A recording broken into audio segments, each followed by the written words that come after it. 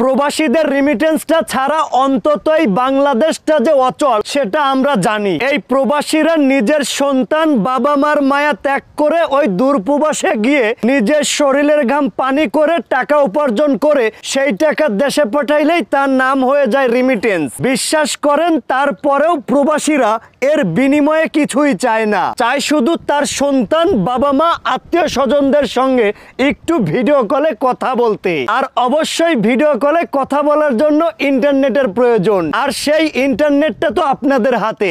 আপনারা চাইলেই চালু রাখবেন, চাইলেই বন্ধ করে দিবেন, সমস্যা নাই। মাস শেষে অন্তত ব্যাংকটা চালু করেন আর ওয়াইফাইটা একটু কানেক্ট দিন, কারণ ওই বিদেশ থেকে রিমিটেন্সটা যে নেওয়া লাগবে।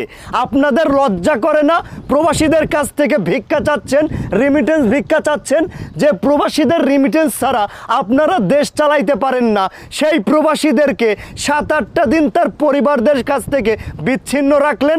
ওই প্রবাসী ভাইয়েরা রাতে দিনে পরিশ্রম করবে, তাতে সমস্যা নেই, কিন্তু তাদের পরিবারের সঙ্গে একটা মিনিট কথা না বলতে পারলেই তাদের সমস্যা। আপনারা জানেন না ওই দূরপ্রবাসে থেকে তারা তাদের পরিবারদেরকে নিয়ে কতটা দুশ্চিন্তা করে।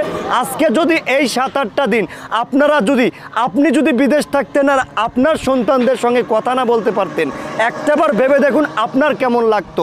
ওই দূরপ্রবাসে বসে তারা নিজেদের শরীরের ঘাম পানি করে টাকা উপার্জন করে তারপরে সেই টাকা এই দেশে পাঠাচ্ছেন, সেটার নাম হচ্ছে রিমিটেন্স। কিন্তু তারা কোনো বিনিময়ে চাচ্ছে না, বিনিময় চাচ্ছে তারা যেন তাদের সন্তান বাবা মা ওয়াইফের সঙ্গে যেন একটু নিশ্চিন্তভাবে ভিডিও কলে কথা বলে নিজের জানটাকে শান্তি দিতে পারে। সেটা পর্যন্ত আপনারা ছিনিয়ে নিয়েছেন। দীর্ঘ 7-8টা দিন ওয়াইফাই বন্ধ রেখে তাদের পরিবারদের কাছ থেকে আপনারা বিচ্ছিন্ন করে দিয়েছিলেন। একটাবারও কি চিন্তা করেছিলেন সেই সময়? চিন্তা করেননি। আজকে যখন মাসটা শেষ হতে হতে যাবে, ঠিক সেই মুহূর্তে তাদের কাছ থেকে রিমিটেন্স ভিক্ষা চাচ্ছেন, কারণ আপনাদের তো দেশটা আর চলছে না, যে কারণে আপনারা ব্যাংকটা চালু করেছেন, যে কারণে আপনারা ওয়াইফাইটা কানেক্ট দিয়েছেন। কিন্তু সেই মুহূর্তে যখন তারা তাদের সন্তান যখন তারা তাদের পরিবারের সঙ্গে কথা বলতে পারছিল না, একটাবারও কি খোঁজ নিয়েছিলেন তাদের কি অবস্থা?